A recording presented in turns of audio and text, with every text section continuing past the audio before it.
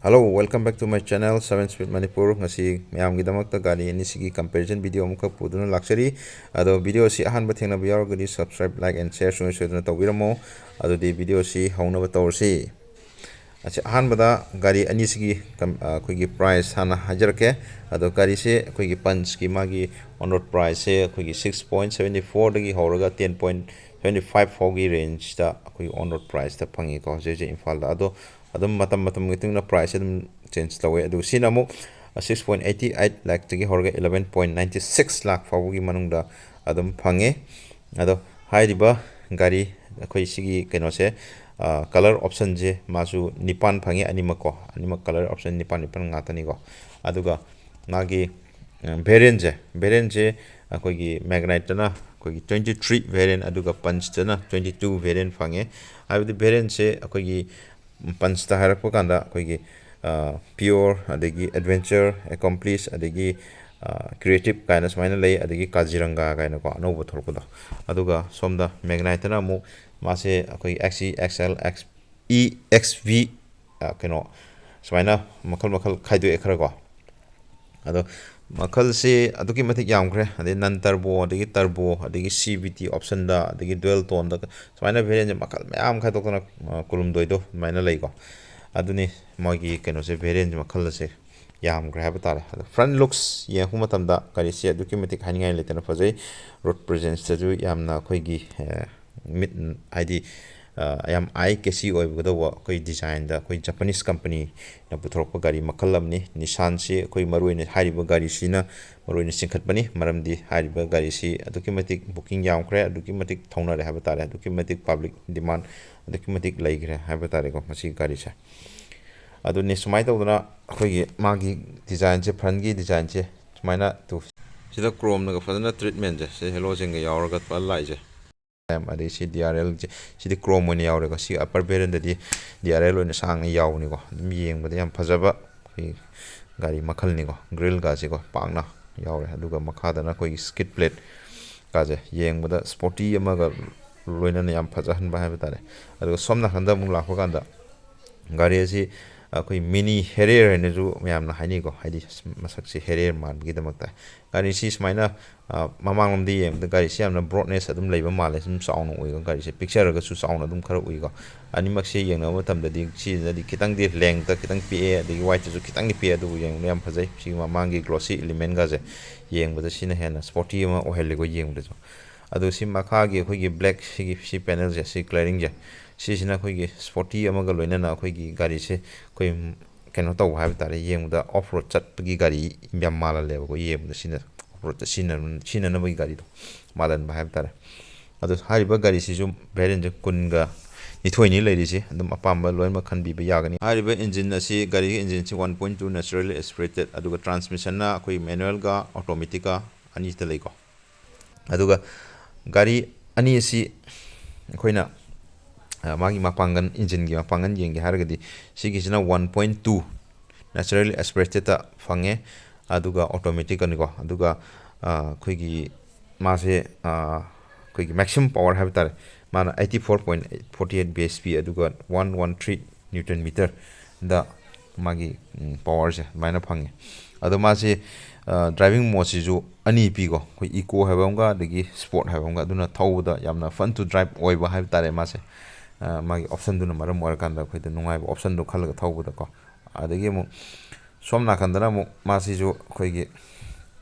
mangon dagi power je mu kitang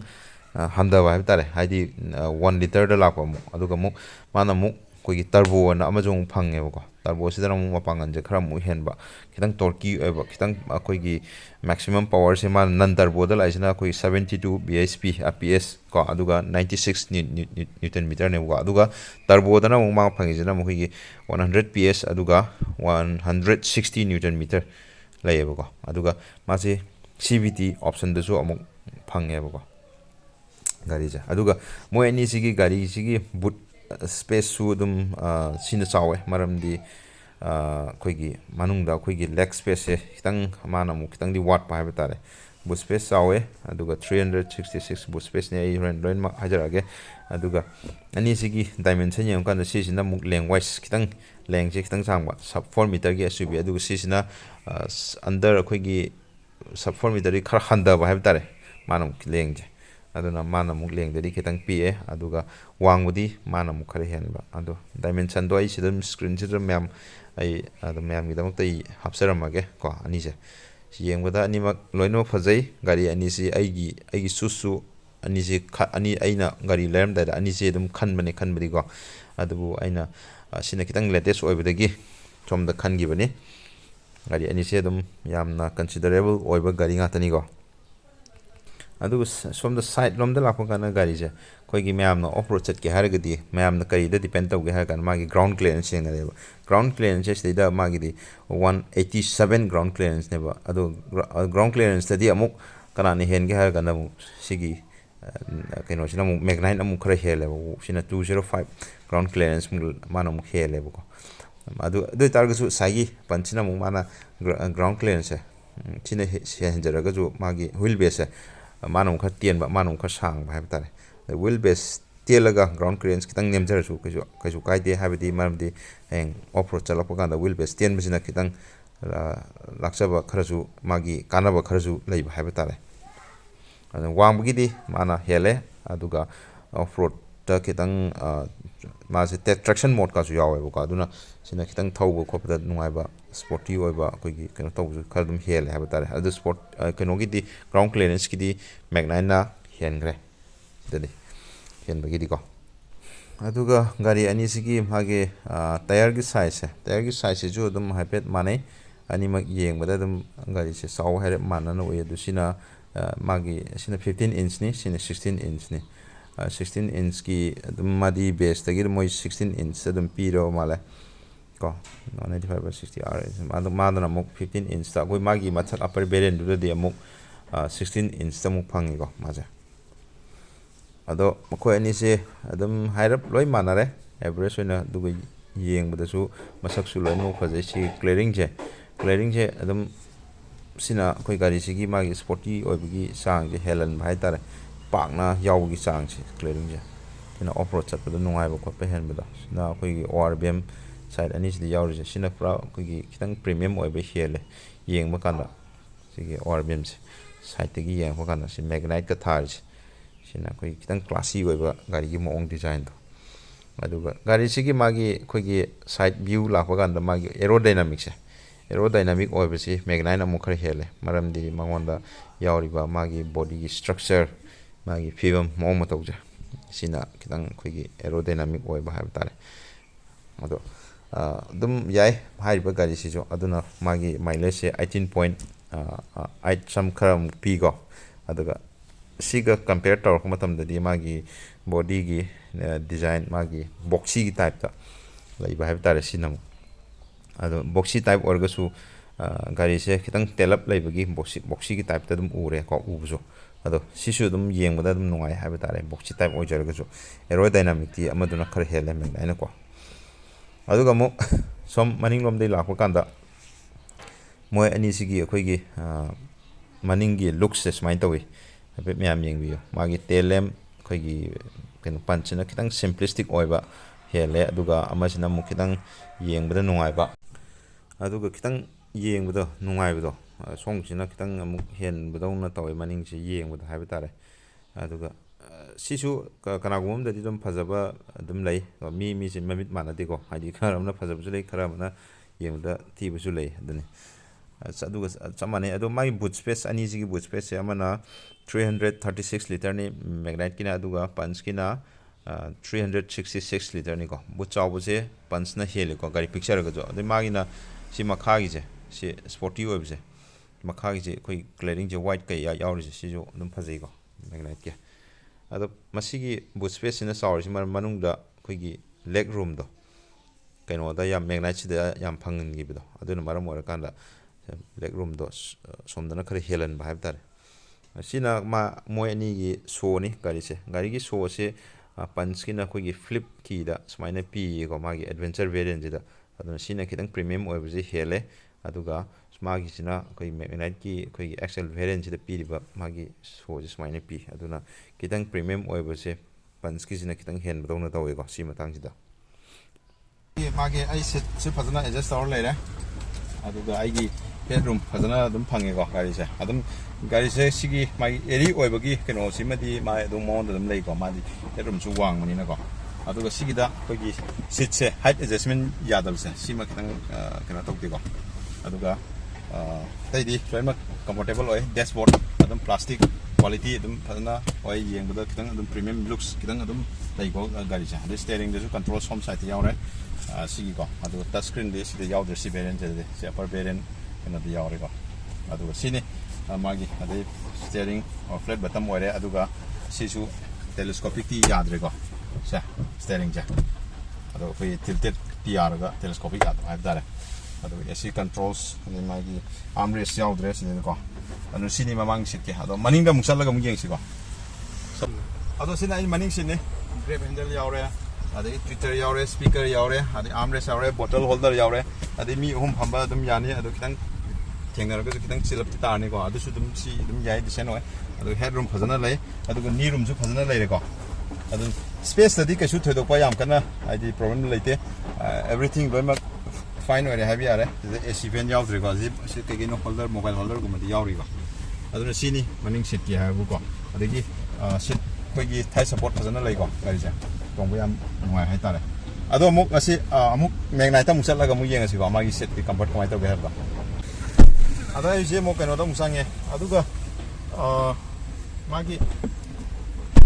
थोंग थियनबगी मागी कनो सिमदि पंचना खितंग ताबदा नुवायबा हाइबदि ओइरे अदुगा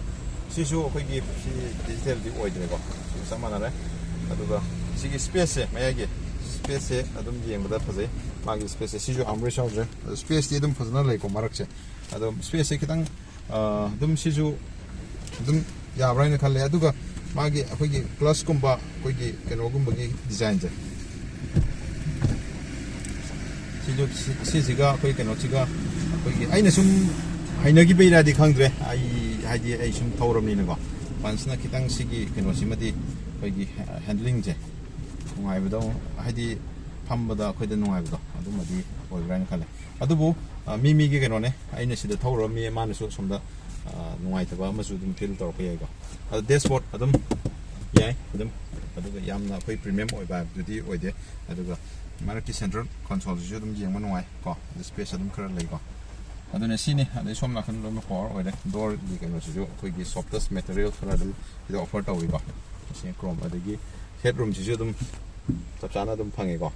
अदुगा मनिंग सिता मुक्संग येंचे माइ तौगे हाबदुगा अदे स्टीयरिंग जु दुम येंबा दुम नुवाइ सि दंग फ्लैट बटन ओइराको येंबा दुम नुवाइ मनिंग दा मुक्संग येंचे अदुगा आइ जि मनिंग दा मुफामे kai kenoge ado sede de khoi gi set thai support se pansna kitang hele ko sum kena to bukanda aduga space ta de manam khore hele maram ni room ga yam phajana leire ko aduga sigi space ju maning da di pansna kitang hen brian ga i wakan ni ko mai lei aduga sigi hand grip leire adum si ju mi home pham bada adum kitang pham badi ya ga kitang yam free wena pham badi oi ba ko hadi adum अगर लोग थेंग फम चाल तौने सिमदी knee room सिमदी याम फजन लेरे सिदा offer फजन तौरे अदुगा से बोतल holder अमा यावरे अदु सि अपर वेरिएंट दि सि खोगी एसी वेन गाजे माइंग यावनी गा गे सि दम सि वेन गा दम टॉपर अपर वेरिएंट यावरे दि सि यावदे बोतल होल्डर यावरे गा अदुगा मनिंगी सीट हाइट एडजस्टमेंट तौबे या गा सि वेरिएंट दि असिमा प्लस पॉइंट को माइ अदुगा सिदा यावरे अदुगा पंच दिसि यावद्रेगा अदु सिने मनिंगी हाबु को अदु सिदा हुक हुकिया हुक कपिगा सि यानि सोमदसु दुम पिरे अदुगा मनिंगी पार्सल ट्रे यावरे को अदु सिने अदुगा सेंटर गे सिगी मागी अदुगा सीट सिजु खोगी स्प्लिट सीट हाबे तारे अनिमा खोगी 60-40 स्प्लिट फोल्ड तो वेगा सि सीट से अदु सिगी मागी प्लस पॉइंट हाबे अदु सिने केसु लेते सिदो को हाबा अदुगा स्पीकर खोगी स्लोइमक मरी फोमनी लो यावरे अदुगा बोतल होल्डर को साउंड ऑफ या यावरेगा अदुगा सिगी जिमादि कितंग अपडेट तौबि फै येंग कितंग ऑटो बिदों तौय हो अदु हारिबा वीडियो सिदा ngasi सिगी निसान मैग्नाइट सिने हेनब्रा नत्रगना खोगी Tata Punch ꯁꯤꯅ ꯍꯦꯟꯕ꯭ꯔꯥ ꯍꯥꯏꯕꯗꯣ ꯃꯌꯥꯝ ꯀꯣꯃꯦꯟꯗ ꯑꯝꯇꯪ ꯄꯤꯕꯤꯔꯛꯑꯣ ꯑꯗꯨꯒ ꯉꯁꯤꯒꯤꯗꯤ ꯚꯤꯗꯤꯑꯣꯁꯤ ꯁ꯭ꯋꯥꯏꯗ ꯁꯨꯝ ꯂꯣꯏꯁꯤꯟꯖꯔꯒꯦ ꯃꯊꯪꯒꯤ ꯚꯤꯗꯤꯑꯣ ꯑꯃꯨꯛ ꯉꯥꯏꯃꯤꯟꯅꯁꯤ ꯒꯥꯔꯤ ꯑꯆꯧꯕ ꯊꯧꯕꯗ ꯁꯤꯠ ꯕꯦꯜ ꯐꯥꯕꯤꯌꯨ ꯃꯆꯥ ꯇꯧꯔꯒꯅ